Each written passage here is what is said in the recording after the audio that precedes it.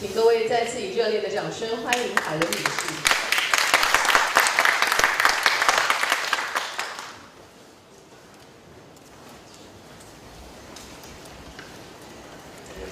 Again, thank you very much for inviting me. I feel honored that I can deliver a keynote speech here today. I will talk about a little bit to start with about indeed what I wrote in the book on Architecture and Modernity. That will be the start of my talk. But then I think it's useful to also add some comments and further reflections because I wrote this book in the late 80s, early 90s. It was a long time in coming, so it only came out in the American version in 1999, but that's again already 30 years ago. So since then I did some other work, and that's why I want to talk today, not just about the concepts of modernity as I explored them in the book that is now published in Chinese, but then also develop a little bit a few implications of these concepts of modernity, and especially the political layers that are part of that whole constellation. So I will talk a bit about modernism and the Cold War, about modernism and colonialism, and then the last part of the talk will develop these so-called post-colonial reflections. But let me start with these concepts of modernity as I explored them, especially in the first chapter of the book on architecture and modernity.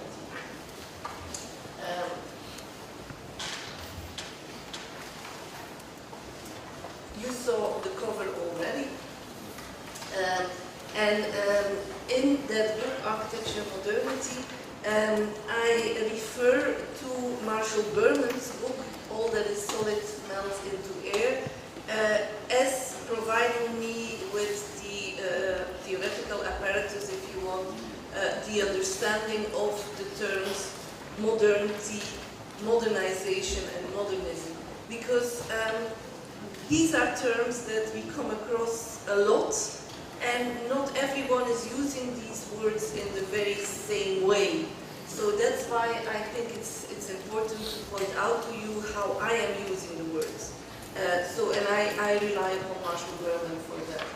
For Marshall Berman, modernity refers to a condition of life, a way of life, a situation that is very often opposed to tradition. So modernity, tradition, this is a couple that you always see appear. Modernity is the other of tradition, tradition is the other of modernity. Modernity is a condition of life, a way of conducting our life, a situation in society. And this situation, the modernity as condition of life, is brought about by a socio-economic process called modernization. Now, modernization is something that you can much more easily objectify. You can say, well, we have industrialization, we have urbanization, we have all these technological developments, and this is what really makes up modernization. So you can almost quantify and identify what is modernization. And lastly, modernism. Modernism really is what happens in the realm of art, in the realm of theory, intellectual movements. So it's artistic and intellectual tendencies and movements that embrace modernity, that are wholeheartedly saying yes to modernity. So modernism takes it upon itself to further modernity, to really stimulate a modern condition of life. It's really embracing modernity. It's a very general definition, this one, and I think I like that definition very much, because it's indeed, modernism is a term, you come across it in the history of literature, in the history of the visual arts, in the history of architecture, and it often tends to really address different time periods. For example, modernism in visual arts, they starts very often in the second half of the 19th century, whereas modernism in architecture, we usually let it start only in the 1920s. So there are different historical time periods, but this definition as modernism is the whole of theories, movements, tendencies that embrace modernity, that celebrate modernity, that say yes to modernity. It's broad enough to encompass all these different specific meanings. Now, it was mentioned today already that the notion of modernity, the Western notion of modernity, came about in the era of the Enlightenment, 18th century, European Enlightenment, and was by philosophers connected with the notion of critical reason. Critical reason, also that has been pointed out today already. Modernity is bound up with the notion of critical reason, meaning that we criticize everything. We don't believe anything on first sight. We always want to have arguments, to have reasoning as to why things should be or are in a certain way. So there is not a kind of acceptance of some undeniable truth that would be based, for example, on the Bible or something. So critical reason does not have a kind of inner core of truth. There is not something that we can rely upon indefinitely. Any foundation can be questioned. So there is no revelation as in the Bible. There is not any principle except the principle that all principles should be submitted to critical investigation. So no truth is ever accepted just because our fathers say this is true. No, that's not enough for critical reason to accept this as the truth. And I have a nice quote from Octavio Paz, the Mexican author, who claimed that critical reason, as exemplified in modernity, accentuates temporality. Nothing, therefore, is permanent. The reason becomes identified with change and with otherness. It's not because yesterday something was true that today it would be true again. So change and otherness. We are therefore not ruled by identity, because identity means everything remains the same, but rather otherness and contradiction. Everything changes because we are critical to what used to be true yesterday. So in the past, the goal of criticism was truth. In the modern age, truth is criticism. So the critique, the criticism is very, very important. The truth of change.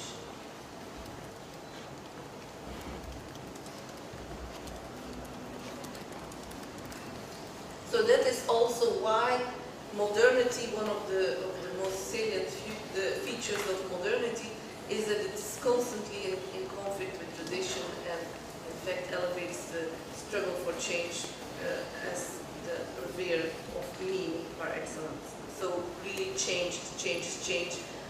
We want change in modernity. Now all of this can be seen in many different lights, in many different angles. I personally appreciate very much the formulation of Jürgen Habermas. Jürgen Habermas is a German philosopher of the critical theory of the Frankfurt School. When we had in the early 80s this battle about modernism and postmodernism, Jürgen Habermas was defending what he called the project of modernity. And he has a very nice definition of that project that I think is worth looking at and looking at more closely. He also, of course, states that the project of modernity was formulated in the 18th century by the philosophers of the Enlightenment. But then he says that what they try to do, these philosophers of the Enlightenment, is to develop three different things.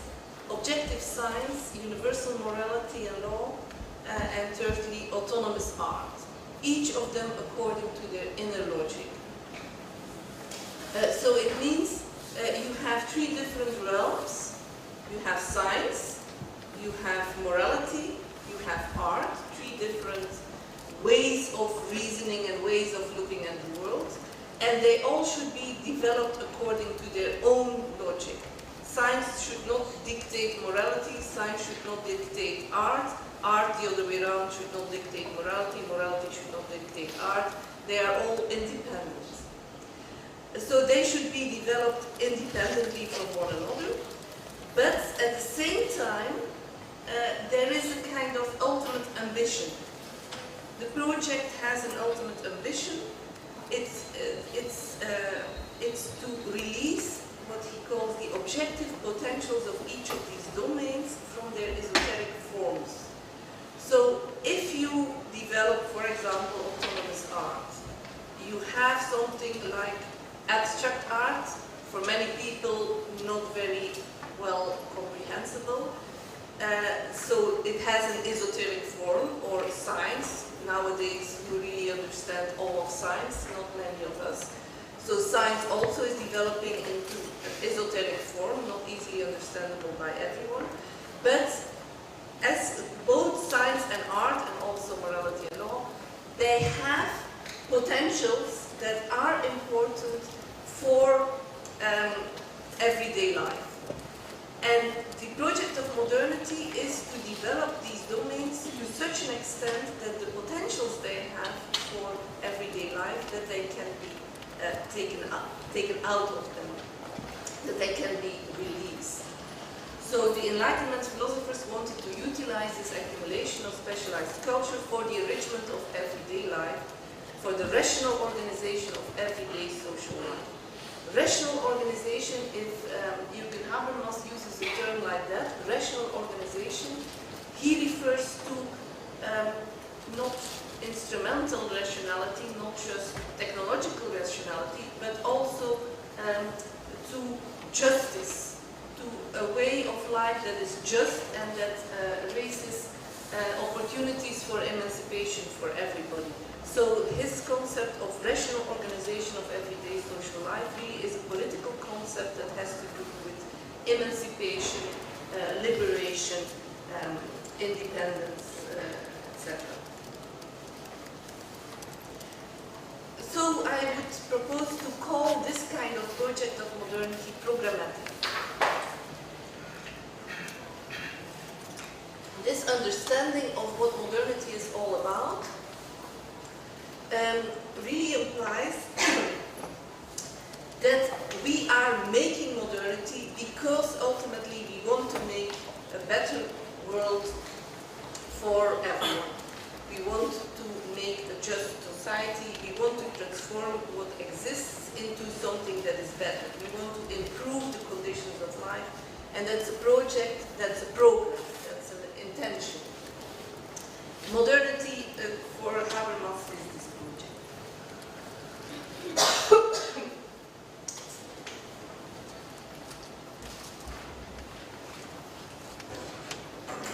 And I am often using this image of a train heading somewhere to imply this, to visualize how modernity is a project. The train is going somewhere. It's heading towards a better future, towards a better goal, a better society where everyone has good opportunities. But that's only one way of understanding modernity, of understanding what is happening in modern society. Another way of looking at that same phenomenon of modernity can be called transitory, the transitory concept.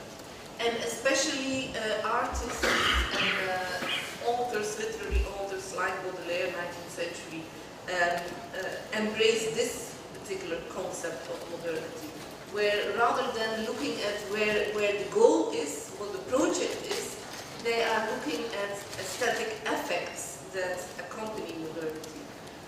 So Baudelaire is famous for having said that the modernity is a transitory, the fugitive, the contingent, the half of art, of which the other half is the eternal and the immutable. So he was focusing on the contingent, the fugitive, the ephemeral, the transitory, the fleetingness, the ephemerality of things changing all the time. So you can say that people who are who embrace the transitory concept of modernity are really very sensitive towards these effects of change. And this is something that comes out very nicely of this painting by John Turner of Rain, Steam and Speed, where rather than stressing that train is heading towards a specific goal, that is really going straight into a certain direction, it rather stresses the aesthetic effects, the effect on the senses, the fact that because the train is producing steam and is going at a certain speed, you have this kind of confusion between the fog and the steam, and what is really happening in that painting, it's not very clear. So there are these new sensations because you have trains in the modern area.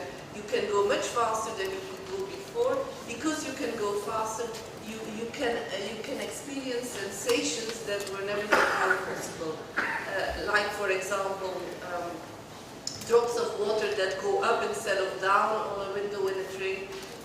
Focusing on that, being fascinated by that, rather than being focused on where the train is going, that would be characteristic for those embracing the transitory concept of modernity. And that transitory concept of modernity, I think, is what really became dominant, let's say, in postmodernism. And to that end, I here project a quotation from Jean Baudrillard, the post-structuralist philosopher, who really captured in this particular quote this transition, let's say, in the experience or in the conceptualization of modernity, from modernism to postmodernism, you can say. In what sense does he do that? Well, he said that modernity, and that's something that we recognize by now, provokes on all levels an aesthetics of rupture. Because of the change, because of the criticality, it's always rupture. Individual creativity, of course, innovation. And sociologically, we recognize this in the phenomenon of the avant-garde. And by the increasingly more outspoken destruction of traditional forms. So modernity evokes change and destroys tradition.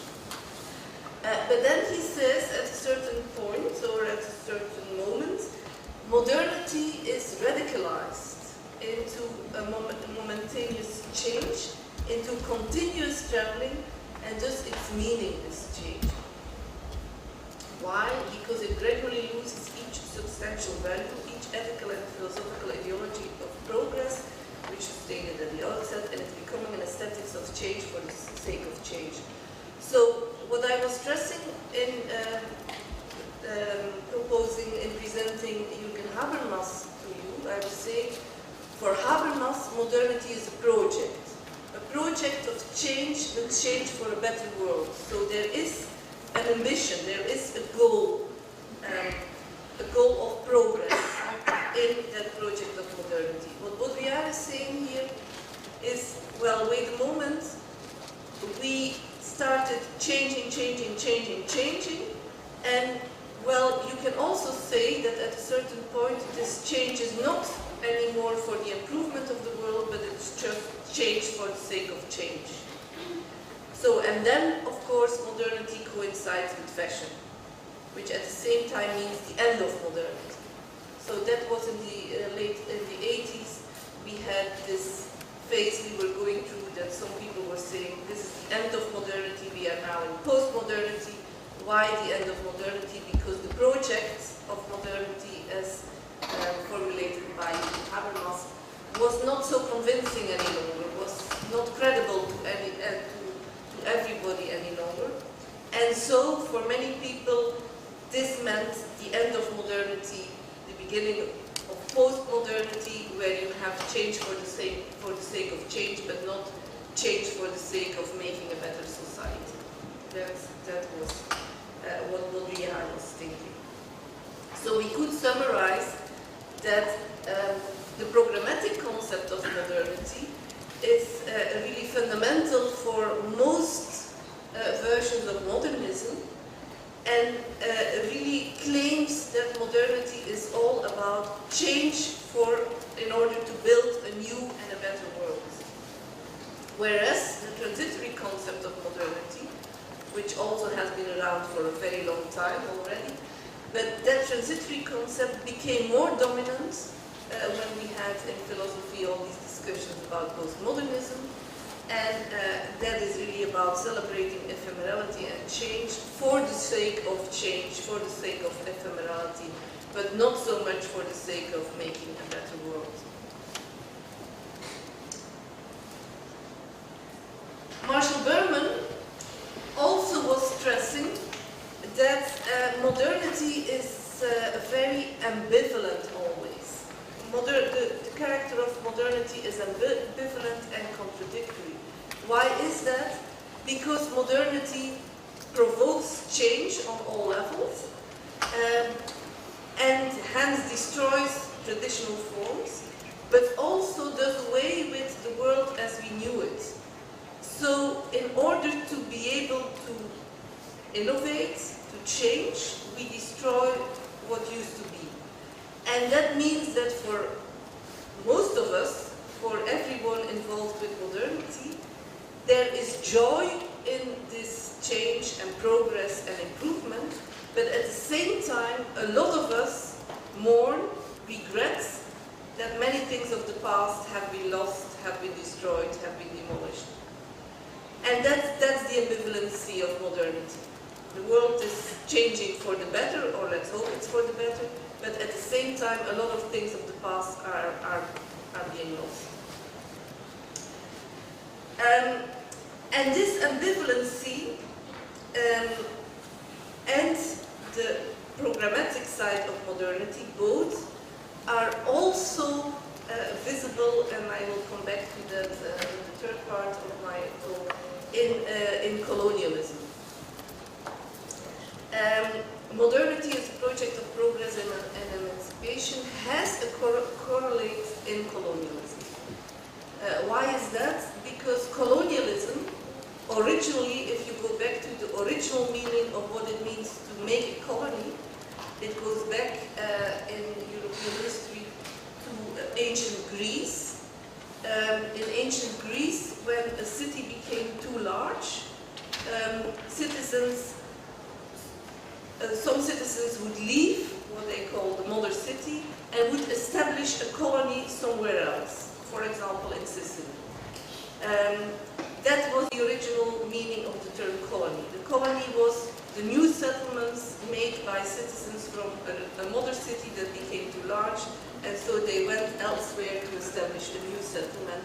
A new settlement that they also always hoped would be better than the place they left, because the place they left was full with corruption, for example, and they were going to make a new city where you would not have these things. Now, maybe when some of the ancient Greeks were doing that, Sicily was still a very empty island, and they could make new settlements without disturbing too much the people who were living there, although I doubt that. But in the modern era, the colonialism as we know it in the 19th and 20th century, of course, the new land that people were settling in was very often not empty land.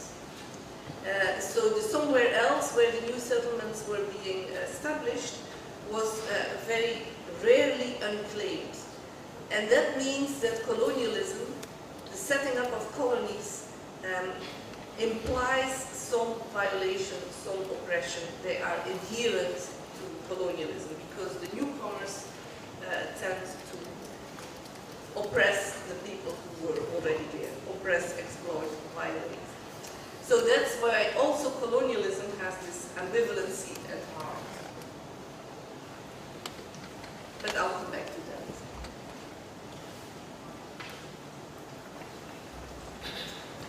let me first elaborate a little bit about modernism, especially now I'm mostly talking about modernism in architecture. Modernism in architecture, modernism and the Cold War. Because if you look at the history of the modern movement in architecture, you see that the political alliances of this movement really shifted. The political overtones, the political implications. And that is what I will talk about in this part, to show you how modernism as the, well, which we generally define as embracing of modernity, saying yes to modernity, trying to make a better world, how this politically was translated into different options. Pre-war modernism, the modern movement before the Second World War. The war I'm talking about is the Second World War. And the modern movement as it developed in Europe, mainly in Germany, Holland, Switzerland, Soviet Union.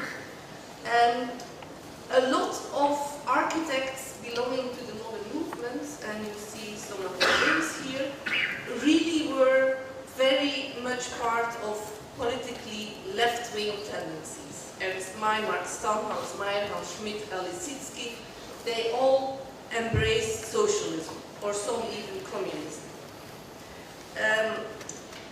And for some critics it was even very clear that modern architecture was about preparing a new way of life, a new collective way of living, based upon communist principles. For example, Karl Teige would look at modern architecture in that way. Karl Teige was from Czechia. He was a poet and an architectural critic, and participated in some of the SIAM conferences, the ones in Frankfurt and in Brussels. And he published a book in 1932 in the Czech language, so it's only translated some 10 years ago, and now it's accessible also for me in English. Its title was The Minimum Dwelling. And he was talking about really the modern architecture in Europe or internationally, and he claimed that modern architecture was the answer to a long-standing tradition that really differentiated between bourgeois dwelling and proletarian dwellings, that for most of the workers, dwelling just was a very matter-of-fact, simple thing of having a bed somewhere to sleep. That was it, that was your dwelling. Whereas the bourgeois dwelling in capitalism was highly differentiated and was very sophisticated with many different functions on many different levels. Whereas in prehistorical time, primitive dwelling, of course, had all the functions together. And he says what modern architecture is about is this evolution towards a collectivist reconstruction of dwelling, where you have the individual living cell, which is basically a bedroom, bed and study room, and then all the other functions of dwelling would be shared collectively. So there would be a collective infrastructure for all the other functions of dwelling, centralized, collectivized, and that, of course, would be realized in the Dom Communa of the Soviet Union, or at least the early era of the Soviet Union, communist Russia in the 20s. The thing about this book is that Teige made up the early history of modern architecture as culminating in this type of dwellings. So for him, the whole of modern architecture was focusing on developing this new way of dwelling, which would be according to communist principles of establishing new ways of living, no longer based on family life, but rather on collective communities. And modern architecture was very much going in that direction, according to them. So there is just one reason to say, indeed, a lot of modern architecture's early experiments and what the architectural avant-garde in the 20s was doing was really associated with this left-wing tendency to reorganize life and live.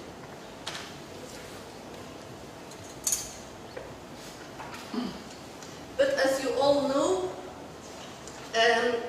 we then had the Second World War, and the whole geopolitical situation changed drastically because of that.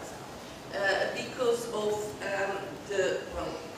the peacemaking in 1945, followed by the setup of the Iron Curtain immediately after that, almost immediately after that.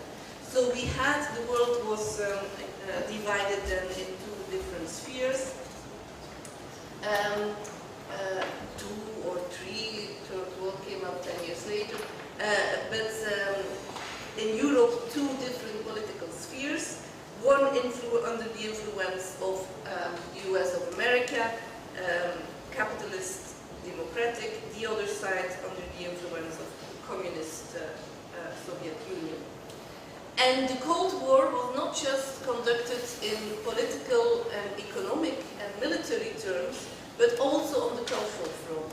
So what you saw happening very much, and modern architecture was part of it, was that both sides developed propaganda to claim their version of modernity as being the correct one, the best one.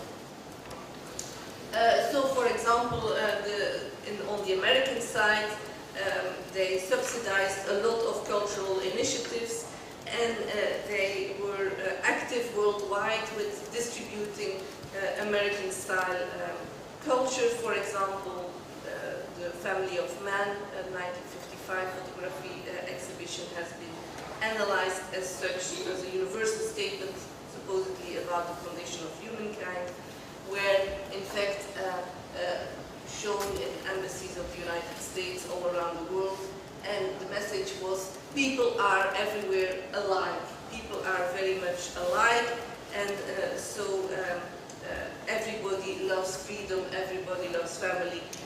So American values really are the same as local values. That was the underlying message. Would lead me too far to also explain this, but Serge Guibault has done a very interesting book analyzing how the shift in the centrality of, where modern art really is happening. What is the center of modern art? It shifted from Paris to New York. Abstract expressionism came up, and he has a very good analysis of how that was related to Cold War policies. For us architects, it's more obvious to recognize how modernism was used as an American propagandistic instrument, for example, in hotel building. The Hilton hotels all around the world were built in modernist architecture, and were effectively also meant as ways to advertise everywhere the values of American culture. Conrad Hilton himself was also saying, that our organizations and our industries should contribute to producing liberty with all resources at our command everywhere. So they should advertise the American values against communism. And that was what these Hilton hotels was doing, as analyzed by Annabelle Wharton in the book on building the Cold War on the Hilton hotels. You can see a similar shift occurring in architectural discourse.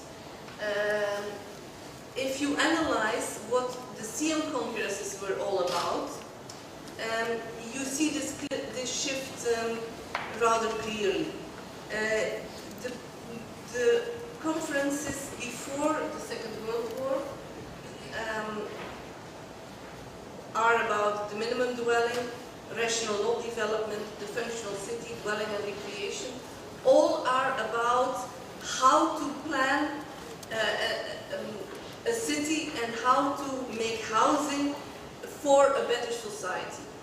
So it's about rationality in the distribution of resources, you can say. And it has these political overtones. It was propagating rational law development, for example, was really about how to make social housing in the city and how to make rationally planned cities where the land, and that was an assumption of many of the speakers in that conference, the land should be owned collectively in order for rational planning to be able to occur. So in the first series of conferences, this kind of ideas were very, very much present, not to say really dominant. In the second series of conferences, starting after the Second World War, it's different. Reaffirmations of the aims, they first say, but they were quarreling about exactly what the aims were. And then you had synthesis of the arts, heart of the city, the Charter of Habitat, which they did not manage to produce, and then the 59 conference was really the Team 10 gathering in Otterlo. Synthesis of the arts, heart of the city. The focus was more on emotional and artistic values, rather than on politically inspired things. The Charter of Habitat was politically inspired, but never got produced. So there is a certain shift in sensitivity, and also, whereas the pre-war CM was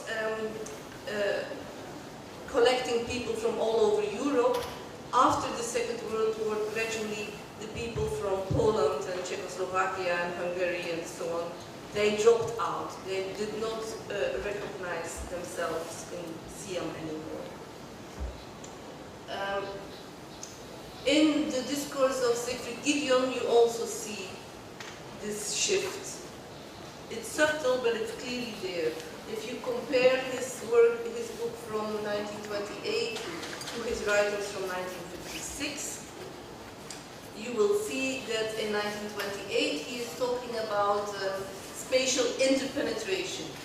And he is giving examples like the Eiffel Tower and like the project of Mart Stam for the Rokin, where he stresses how you have new experiences where everything intermingles, where inside and outside space are not clearly delineated anymore because there is this interpenetration of spaces.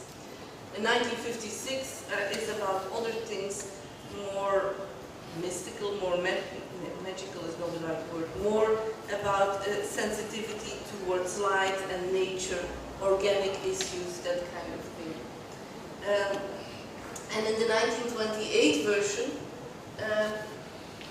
the difference is that in the 1928 book, where it's about spatial interpenetration, he explicitly states that this new architecture is architecture that is really fitted for a new society where social mobility is very much at stake, where social mobility is what distinguishes this new society from the traditional one.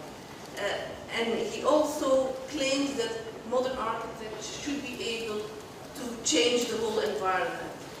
So architecture molds society, and that's why architecture and planning really should address all environments, the whole city, the whole territory.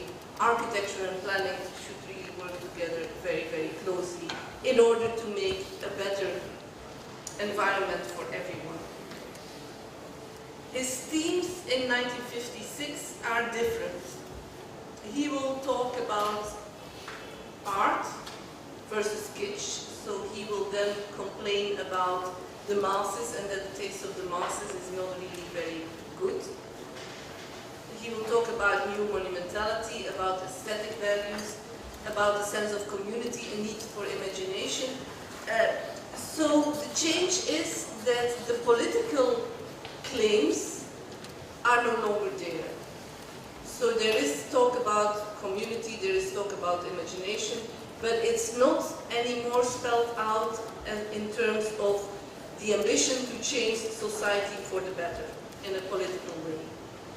So the politics, you can say, disappear from the 56 discourse.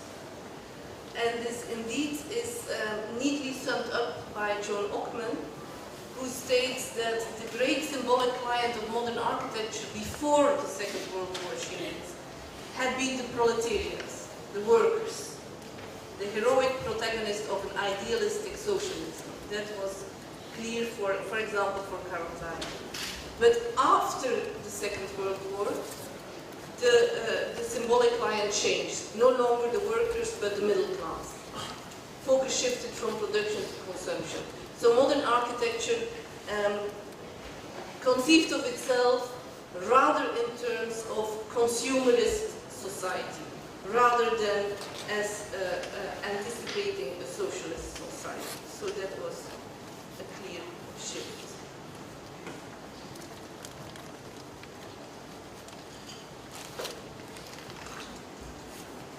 And the shift, you can say, is in a sense corroborated, but by how in the 1959 so-called kitchen debate, architecture in a way became the manifestation of the difference between two societies, between two societal models. In the kitchen debate, Khrushchev and Nixon found themselves in the American exhibition in Moscow discussing the merits of both societal models. And Nixon was claiming the superiority of the American model based on, well, look at what our families have. They all have a suburban dwelling where they have televisions and they have washing machines and they have all kinds of appliances.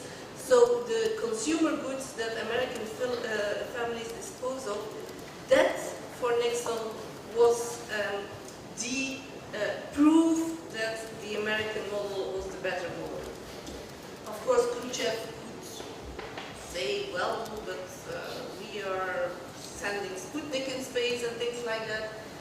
But in terms of consumerism, yeah, well, the American way of life clearly won out. Not really modernist architecture, if you want. The Levittown, the American suburbs, that was where this way of life was most clearly developed. Modern, but not modernist, if you want. Modern, why clearly modern, in the sense that it was a very modern technology that produced these suburbs. Prefabrication, industrialization, very rational way of producing the Levittown houses. Not modernist in the sense that, well, the outlook of these houses is intentionally traditionalist,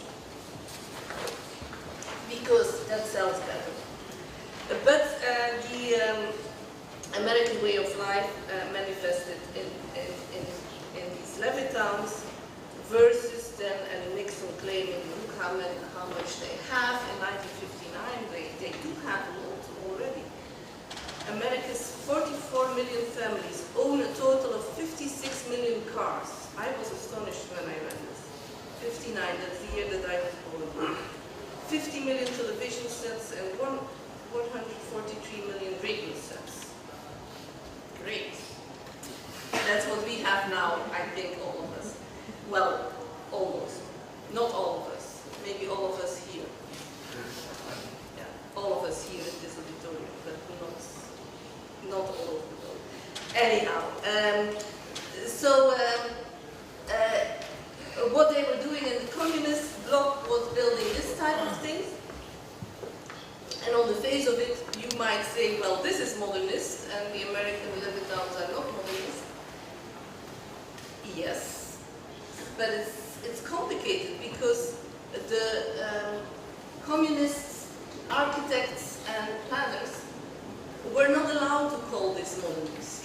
Modernism in Eastern Europe was seen as decadent and belonging to the West. So this was to be called something else. Socialist realism or still something else, not modernist.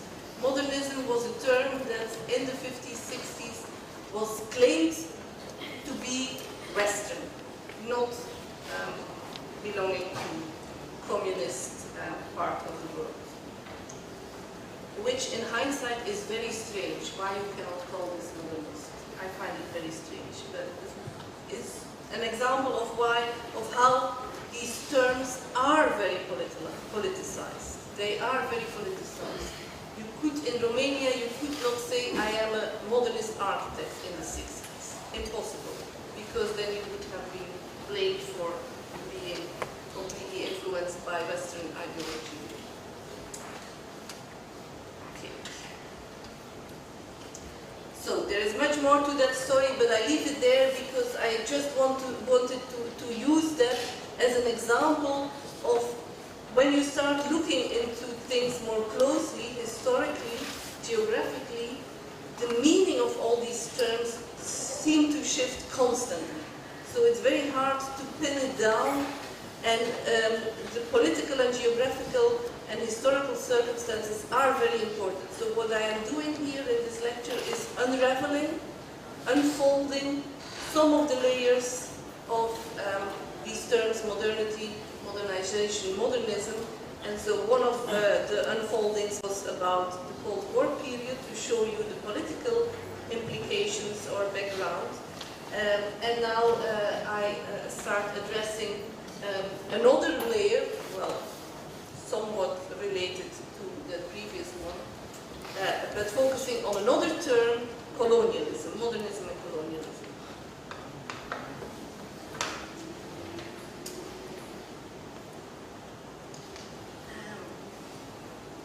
Charlie Crow, whom I should still thank for his kind introduction, showed you already this the same title page of the book, Back from Utopia. This book that was published 10 years ago. There we started, it was a book produced for Docomomo. You also have a Docomomo chapter here in Taiwan, so I guess you are familiar with Docomomo. Hubert Jan Henket was the first president of Docomomo, and when he left the presidency, he wanted to make a book to mark that occasion and asked me to co-edit it with him. We called it Back from Utopia, the Challenge of the Modern Movement. The title was, in fact, not a coincidence. We felt at that moment that 2001, 2002, that really the modern movement by then was historical fact. Modernism was not alive and kicking anymore. Modernism was part of history.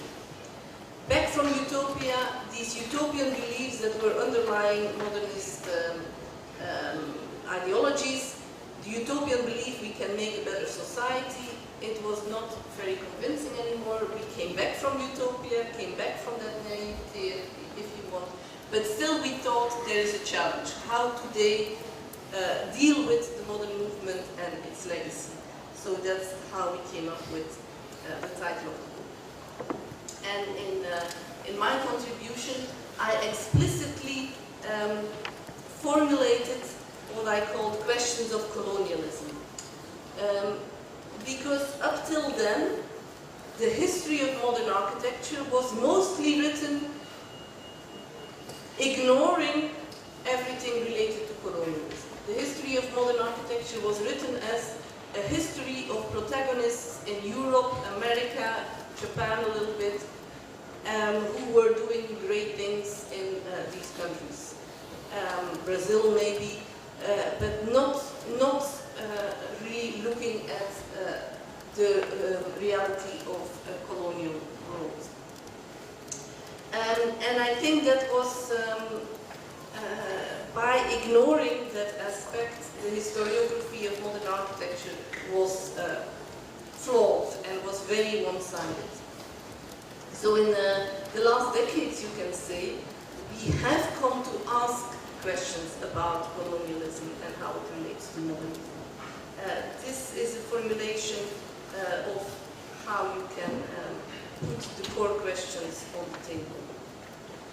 So why should we ask questions? Well, because in the post-colonial theories, the interconnections between the Enlightenment project of modernity and the imperialist practice of colonialism have been disentangled. There are interconnections between the Enlightenment project, and thus far I talked about it as a kind of very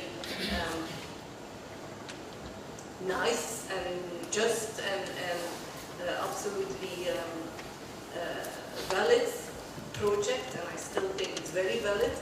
But I also think that we should not ignore how it is entangled with colonialism.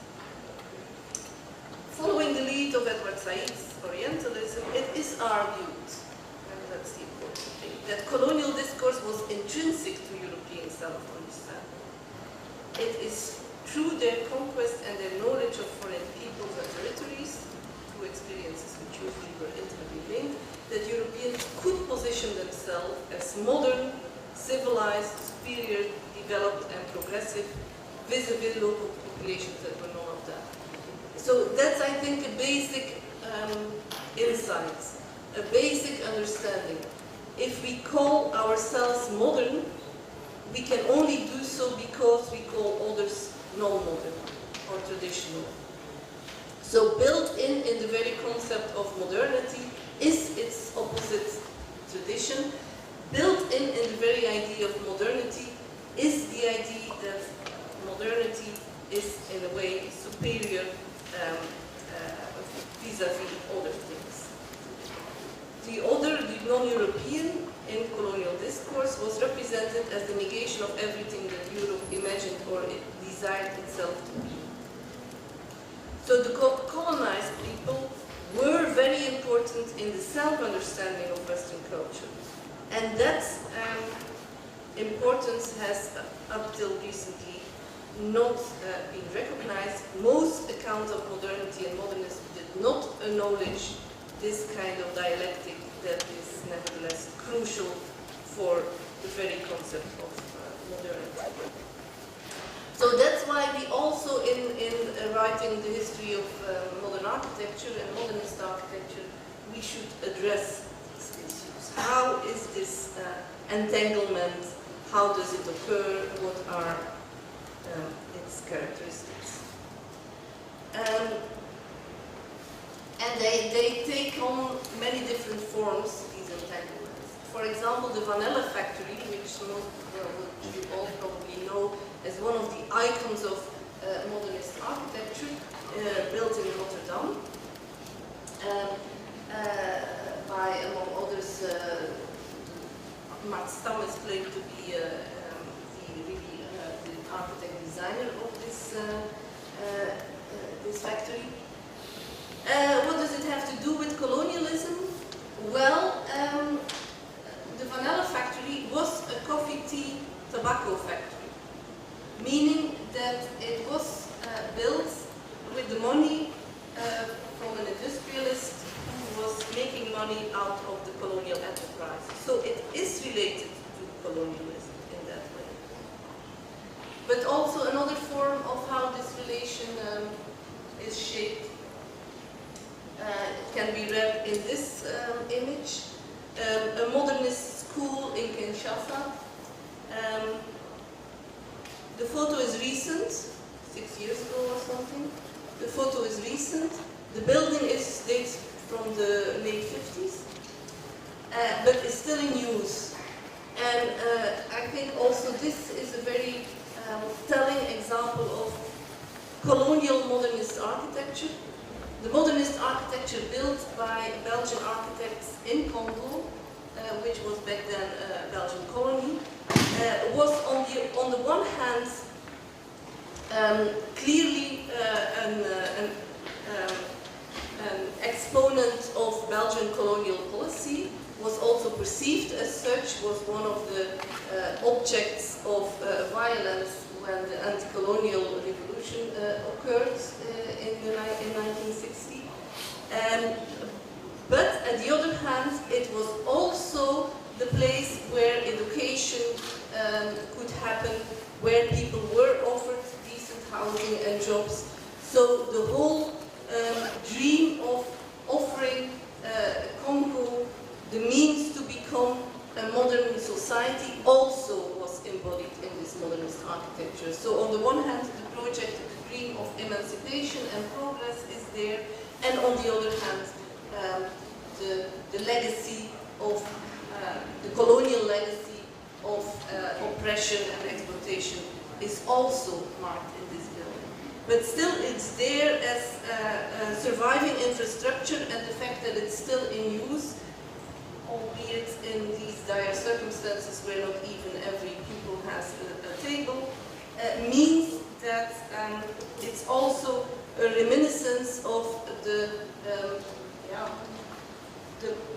foregone possibility of producing a modern Congo. Modernism, colonialism, of course, also the two of the most well-known modernist planning projects, Chandigarh and Brasilia, should be analyzed in these terms, especially Chandigarh, built in the immediate post-colonial periods in India, Brasilia for other reasons. Le Corbusier, as the European enlightened intellectual and architect, going about the world preaching the gospel of modernism and having a lot of influence, also as being part of this colonial discourse, let's say. So post-colonial reflections.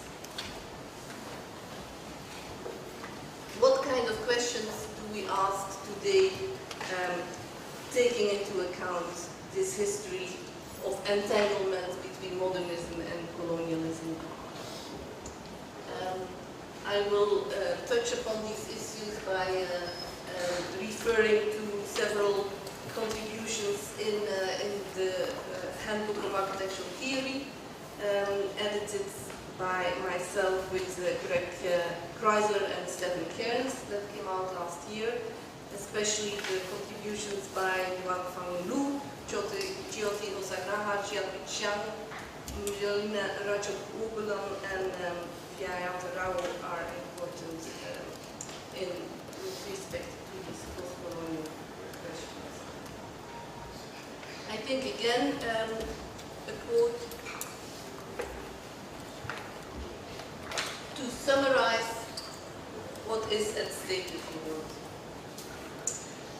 when talking today about modernities. Wang Fang Lu says that to think the modern is to think the present, which is of course necessarily caught in the ever-shifting social, political and cultural cross-currents. For many decades, and I think I illustrated that with the previous parts of the talk. For many decades, modernization was depicted in social sciences as a broad series of processes of industrialization, rationalization, urbanization, and other social changes through which modern societies arose. We know that. The concept has been heavily criticized, however, the concept of modernity and modernization, for its Eurocentric assumptions. And I noticed that earlier speakers today often talked about Western modernity, Western style buildings, as if modernity necessarily comes from the West. So it assumes that only Western societies are truly modern and that all societies are leading to the same destination. So if you talk about it in that way, the assumption is that Western society is already somewhere and all the rest is heading to that in that same direction, to that same destiny.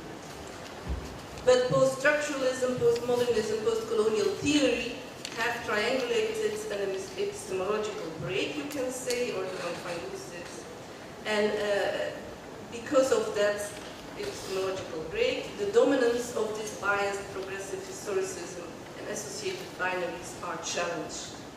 So the dominance of that idea that modernity is necessarily Western is challenged. Questions about modernity understood as modes of experiencing and questioning the present are rethought. So Duan Phan Lu will talk about multiple modernities, other authors will do similar things.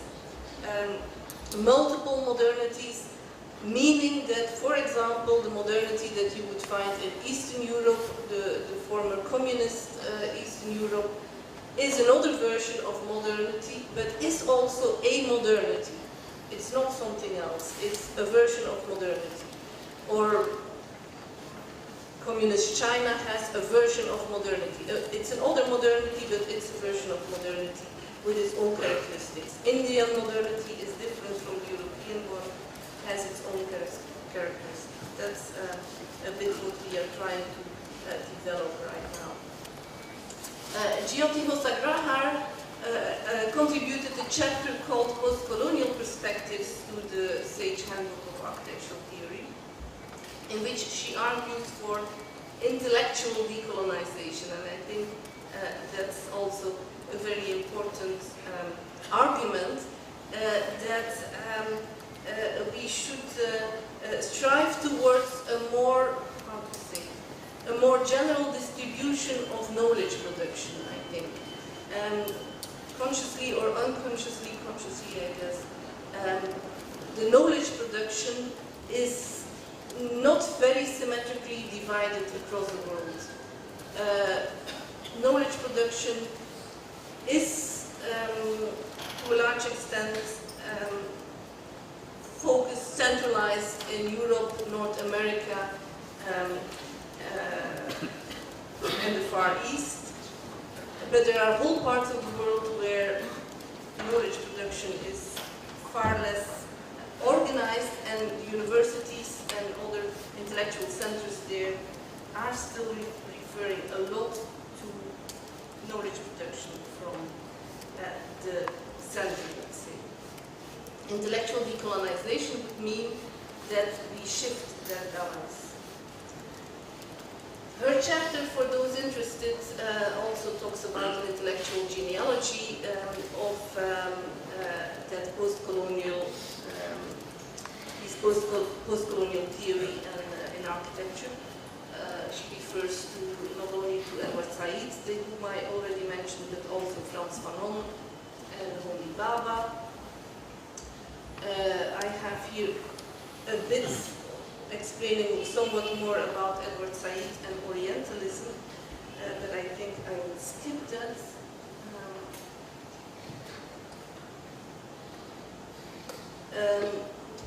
Well, maybe I should have this thing that in Orientalism, according to Said, the others, the people from the Orient, are represented as enigmatic and mysterious, but also as threatening. And that means that the implicit message in Orientalism, as you see in this kind of paintings, but there was also a whole kind of literature, and you are of course all aware of that, that Orientalism had as an implicit message that the Orient is threatening and therefore needs to be brought under control. And that, of course, was a reason for the civilizing mission of the West that is called upon to really bring civilization to the rest of the world. So Orientalism, according to Said, produces an awareness of the superiority of the West, and this conviction justified the colonial enterprise. The West has the white man's burden, as you know that it was called. The white man's burden is to civilize the rest of the world, the West, and this was colonial discourse. Now, colonial discourse has this kind of strange aspects, to my eyes strange.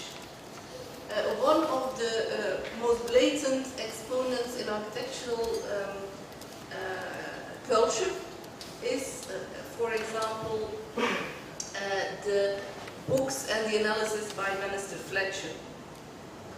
You probably know the tree of architecture by Minister Fletcher, and I have here, I think, a version from 1901, where he differentiates between historical and non-historical styles.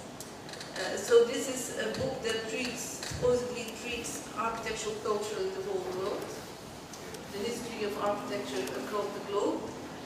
But for him, there are historical styles and non-historical styles. And the historical styles, do I have a pointer? This is the tree of architecture. The historical styles are these, that build upon Greece and Rome and then develop into all European styles. Japan, China, India, and so on are here. Are branches of the tree that do not develop any further. They are non-historical styles.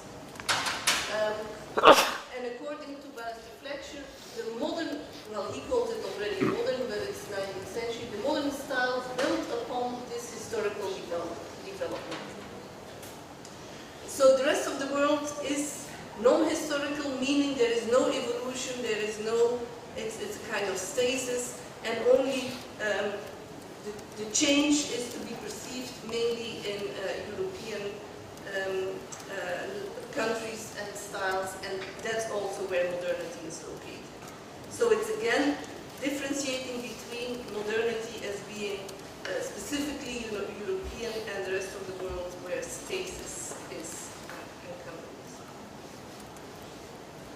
So Goulds and Baidar will question this kind of assumptions, question how they operate, who is formulating them, who constructs all these differentiations, on what basis. Well, it's not very clear. Because of the time, I'm skipping here a couple of things. But this is what post-colonial authors are doing. Criticizing the canon, asking who was making these assumptions, where do they come from, on what are they based, questioning the canon. Another aspect of looking at, of asking post-colonial questions in architecture has to do with nation building and nationalism and nations. Because nations, of course, are, in large parts of the world, nations are a product of colonial past. And architecture is one of the instruments by which newly independent states develop their nationhood, as analyzed by these authors. It also produces difficult challenges in architecture. I wanted to show the National Museum in Australia, and it's been built in the meantime, of course, but these design drawings give a good overview. And what architectural architects and architectural critics immediately recognized, but what was not recognized by the politicians in charge of the commission, is that this building quotes the Daniel Libeskind Jewish Museum in Berlin, implying that the nation of Australia did the very same thing to their aboriginals what German state did to the Jews. So in architecture you can bring up this kind of very difficult issues, very difficult questions, but of course, as you can imagine, it's very contentious, and this building has not known a very peaceful existence, and there have been a lot of debates around it and because of it. But it is addressing in architecture these very difficult post-colonial questions related to nations.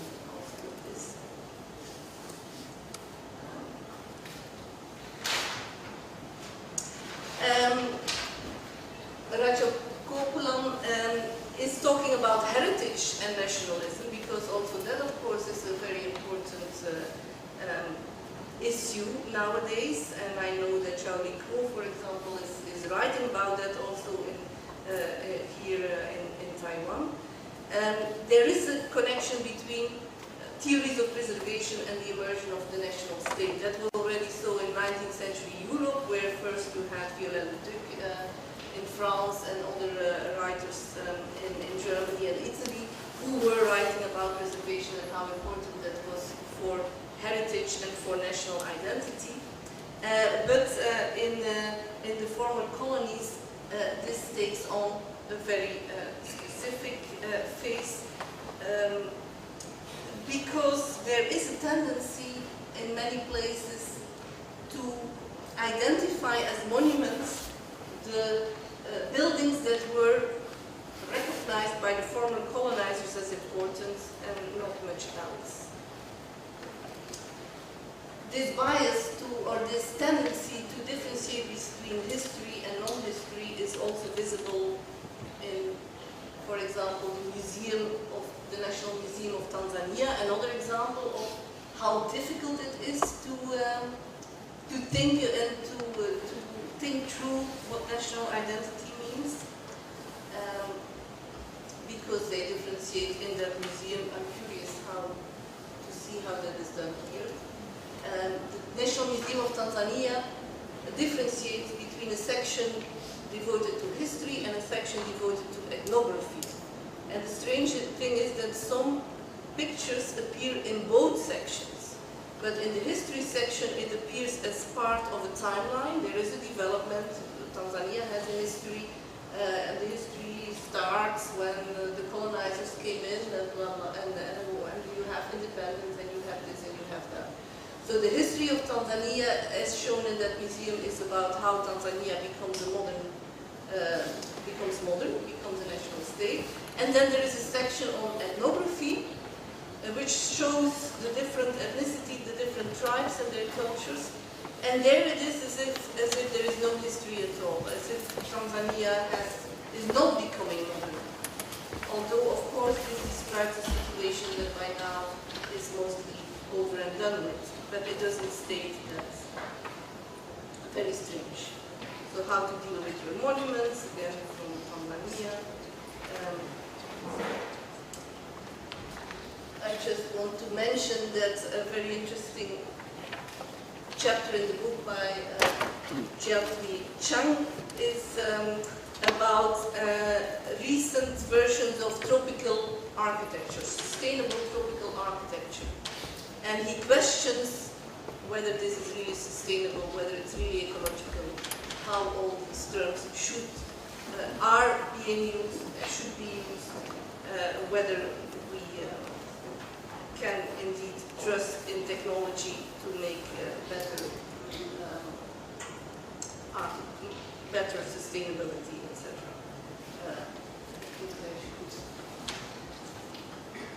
Go to the last slide for the sake of time. So what all of this builds up to is the idea that post-colonial perspectives on modernity reframe and re-question modernist conversations about inclusion and exclusion. By emphasizing global interconnections, the interplay of culture and power in imagining, producing, and experiencing the built environment, we frame anew the recent histories, and also we frame anew the reflection on what we are building right now. For Hosagraha, the broadest definition of post-colonialism is that it includes perspectives that give voice to struggles against all types of colonialism, that enable and empower alternative narratives and forms. And I think it's really necessary that we all try to develop that trend of thought. Thank you very much.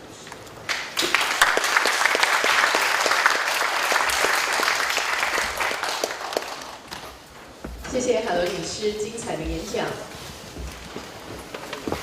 现在我们即将开始进行第一场次亚太区域的现代建筑第一场论文发表。论文发表人为中原大学建筑学系黄俊明副教授，题目为《台湾近代都市与建筑的海洋现代性》。与谈人为国立台湾大学艺术史研究所唐兰祥教授。我们现在先请国立台北大学都市计划研究所郭兆丽教师主持。